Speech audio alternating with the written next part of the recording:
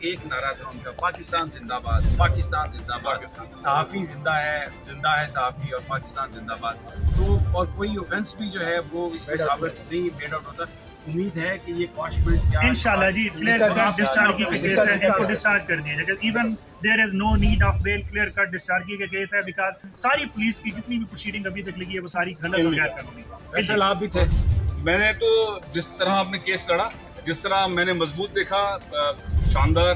میرا خیال یہ ہے کہ بہت مضبوط تھے، پاکستان کے نعرے لگا رہے ہیں، صحافت کی آزادی کے لیے جو جمیل فاروقی نے اندر عدالت میں بات کی، اس کی ورڈز، اس کی پختگی، اس کا انداز بیاں، وہ بہت ہی مضبوط ارادوں کے ساتھ ہے۔ میرا خیال یہ ہے کہ انشاءاللہ جس طرح سے کیس لڑا ہے، کیس ختم ہو جائے گا اور انشاءاللہ بہت جلد جو ہے جمیل فاروقی۔ اور ایک آخری آبزرویشن کہ جو جج صاحب کے سوال تھے، میں سلام بہت پیش کرتا زبردست، ہوں۔ بہت اچھے میں سوال۔ یہ پہلی دفعہ ہم یہ ادھر لوور جوڈیشری کے آفس میں اس طرح آئے ہیں، عدالت میں، اور آپ یقین کریں کہ آج میں فیصلہ جو بھی ہو، وہ کچھ وجوہات اس کی کچھ بھی ہو،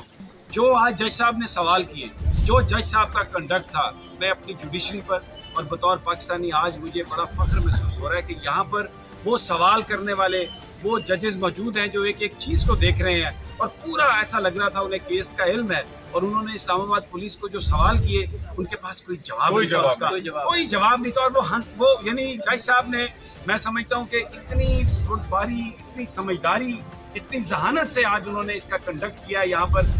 فیصلہ جو بھی ہو، لیکن مجھے آج یہ جان کر یہ دیکھ کر خوشی اور اطمینان ہوئی کہ یہ جو عدالتوں میں بیٹھے ہوئے ہمارے ججز ہیں، ان کو معاملہ فہم ہے، ان کو معاملے کی سمجھ ہے، اور آپ ان کو